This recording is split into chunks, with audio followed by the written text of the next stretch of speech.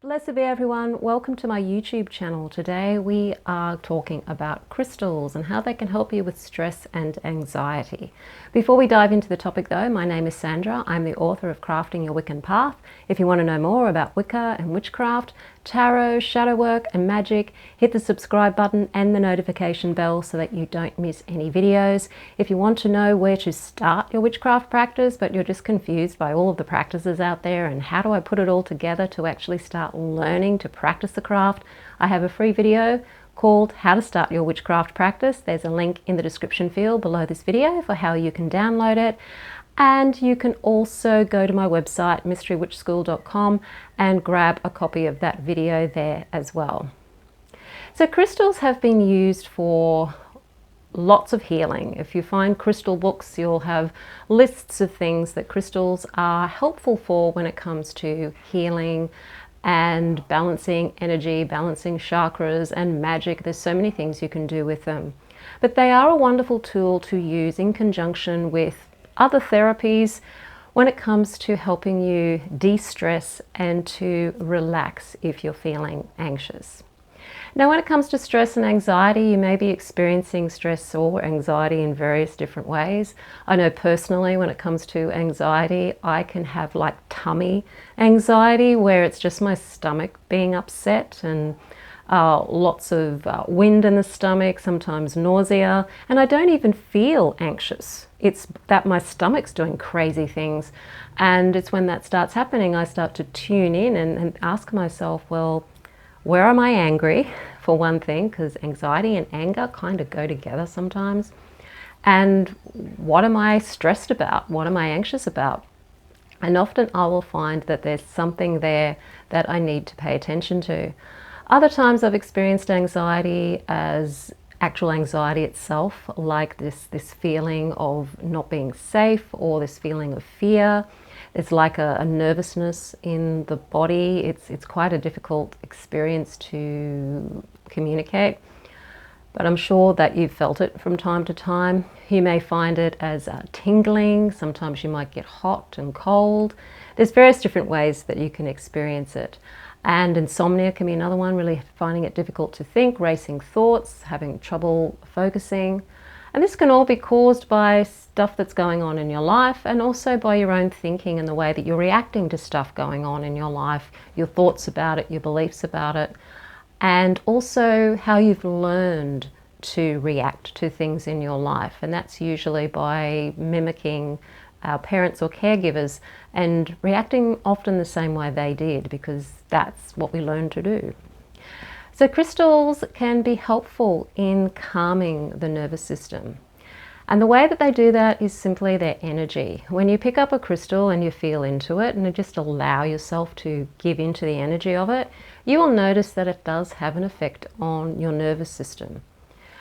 Whatever the science is behind that, I don't know, but there is a difference in the way that you feel when you work with a crystal. Now, some people might say, well, that's just the placebo effect. Well, that's great, because the placebo effect is a real thing. It means that we do have the ability to be able to heal ourselves. But for a lot of Wiccans, witches, magicians who work with crystals, work with crystal healing, you'll know that there's different feelings when it comes to working with crystals. And I have some favorite crystals that I like to work with when it comes to stress and anxiety and all those sorts of things. So crystals are great at balancing your energy. They're great at helping you gain clarity, because once you calm your anxiety down, once the amygdala starts to calm down in your brain, you can start to think clearly, you can start to see things more clearly, so you can have more clarity about your situation. But when you're all emotional, that's very difficult to do, because it kind of shuts down the rational aspect of your thinking and puts you into fight, flight or freeze, and you don't want to be staying in that. It's not good for you, and it's probably not necessary. So using crystals in conjunction with hypnotherapy or EFT or other various therapies or modalities is great to do. You can use them on their own, but I find that they work better when you use them in conjunction with other therapies. Now, I'm not advocating that crystals should replace licensed therapy, so I better put that in, otherwise, you know, everybody gets upset. but you know, it's up to you what you do. So using crystals can be helpful for some people. Other people don't find it helpful at all. So it's up to you. So I'm going to start with some of the crystals that I like to use that help me anyway when I'm feeling various different states of stress or anxiety, or I'm just needing to calm my amygdala down, or just to be in a more of a state of clarity so that I'm not in my head all the time. A lot of the time when we're feeling anxious or stressed, it's because we're up here in the head energy, we're up in the upper chakras, and we need to ground ourselves down into the root chakra. So you can use grounding crystals for that, and I'll start off with one of those grounding crystals, that is tourmaline. Tourmaline is great for grounding because it's a grounding energy. I mean, you can't get more grounded really than tourmaline. Even smoky quartz is pretty good at grounding too. And you could use obsidian, but obsidian will make you acknowledge what you're feeling, and it can take you down into your feelings. So unless you're really ready to really feel into what's going on, tourmaline or smoky quartz would probably be a little gentler for you, but really help you ground your energy. You can also use any of the red colored crystals to help ground your energy as well. Tourmaline has the added benefit of being quite protective as well. So it protects your energy and also protects you from EMFs. So if you're the sort of person, when you get stressed or emotional, you tend to have an effect on electronic stuff, like maybe you set off electronic gadgets, or computers play up, or software plays up when you're stressed, then having tourmaline around you when you're stressed can really be helpful for that because of its effect on the electromagnetic frequencies. Another crystal I love to use is amethyst. It's a favorite of witches. This is an amethyst point here. Amethyst is great for clarity. Of course, it works with the crown chakra. It's wonderful for tranquility and balance as well. I find though that if it's too much amethyst, that it can give me a bit of a headache. So I use amethyst sparingly. But when I go to it for calm and tranquility and focus, like for meditation, it's absolutely wonderful for that. It can really help you get back in touch with your spiritual self again, your connected self, and your witch self, so that you can start to ask yourself, hang on, who's in control here? Is it my mind racing away with thoughts and beliefs, or am I the one that can be in control, and what can I do about this situation? So it can really help you just take a step back, see things from more of an objective point of view, like you're observing yourself rather than being yourself in that situation. And when you take a step back and you just observe your body when you're stressed, you just watch it, you observe how your body's feeling, you observe how you're feeling on an emotional level, and you observe what you're thinking, it actually calms your nervous system down because you're no longer getting caught up in the self-talk or the feelings or what's going on physically. You're just observing and you're just watching, and amethyst is really helpful at helping you do that. Another one that I really do love, particularly for anxiety or even if you're feeling down, is rose quartz. Because of its loving, compassionate energy, it can really help you feel like you are loved, that the universe does love you, that you are safe, and that you have the ability to be able to go into a sense of being safe. It's got the most beautiful energy, rose quartz, and it's not just useful for love magic or romance magic or self-love magic. It's wonderful to use also when you're feeling stressed. Wearing it when you're feeling stressed, wearing rose quartz beads or jewelry, having it all over you, is a wonderful way at just feeling better and having a much higher vibe when you are feeling stressed and anxious. Another one that I like to use too is citrine. Now citrine does have a bit of an energy about it because it is an uplifting energy. It is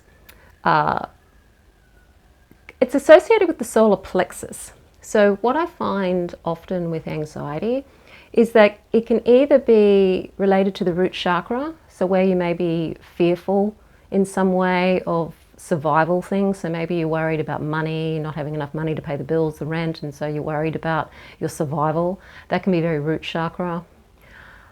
Other times, the anxiety and stress can be coming because you feel like you're pushing up against a block or a barrier in your solar plexus area. So that's your power center, where you feel you can assert yourself in the world and be yourself in the world.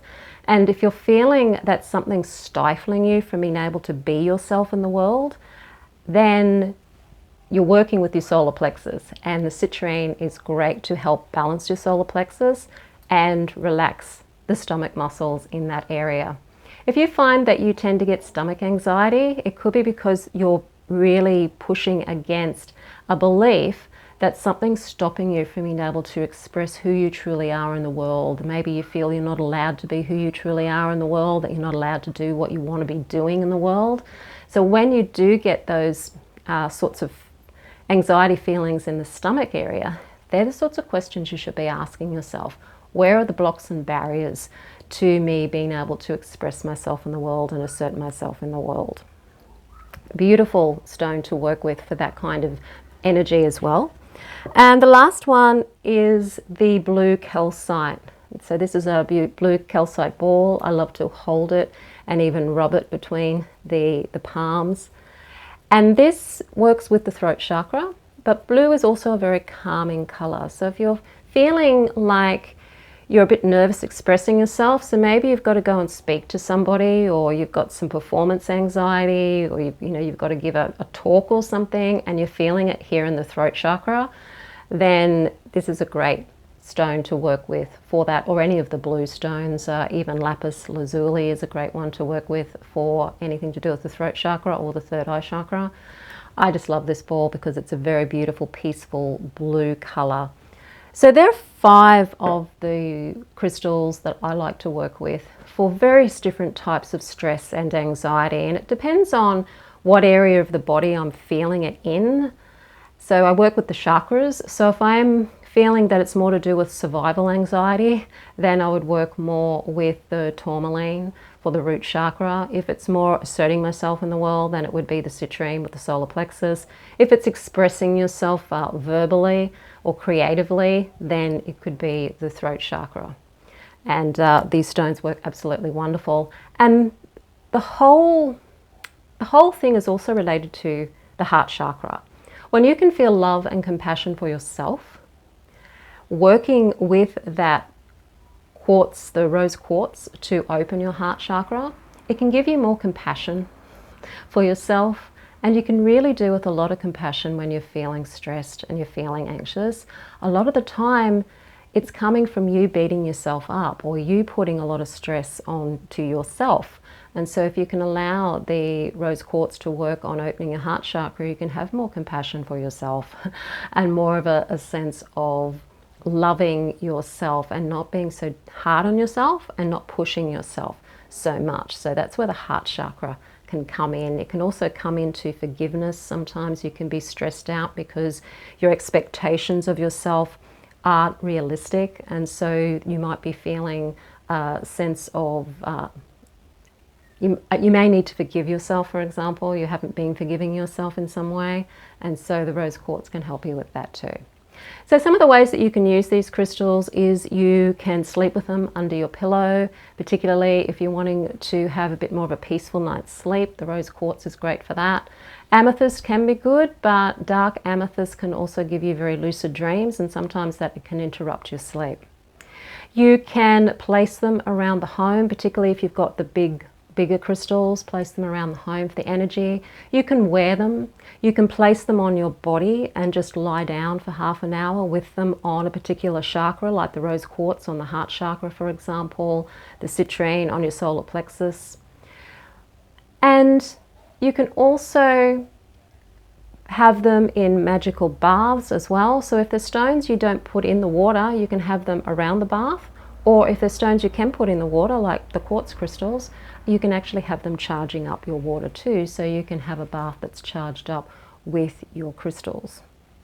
Meditate with your crystals. You can hold them in the palm of your hand while you're meditating and just feel the energy of the crystal going through your body. You can even suck the energy of the crystal up through the palms of your hand into your body, like you're drawing it like a vacuum cleaner, vacuuming up the energy of the crystal as you're holding it in the palm of your hand. So enjoy using your crystals. Let me know in the comments field if you do use crystals to help you with any kind of healing, whether that's physical healing or well-being. If you've used crystals before for stress or anxiety and how you went with that. And I'd love to read the comments and find out all of the things that different people do. So do that. And if you do want to work with me and learn how to become a witch and practice on a daily basis, because witchcraft is a practice, it's a craft. And if you want to do that on a daily basis and you're wanting to just get into a flow of a pattern of practicing every day, learning new skills, learning how to work with all of these tools like crystals and herbs and magic, then do sign up for my course, The Mystery Witch School 101 Academy. There's a link in the description field below this video. It's also on my website, mysterywitchschool.com. It is a great space for you to join like-minded people. We do get together twice a month over Zoom to celebrate the moons and to do guided meditations as well, and to also have a chat and share all sorts of things that are to do with magic and how magic is incorporated into daily life, because that's what you're wanting to do. You're wanting to bring this into your life, not have as a separate thing. This is what you're doing, and this is what you're living and what you're experiencing, and it can give you so much more joy and happiness and a sense of peace and purpose in your life. So that's Mystery Witch School 101 Academy. If you like the video, hit the like button, share it with your friends. Don't forget to subscribe. My name is Sandra, and I'll see you on the next video.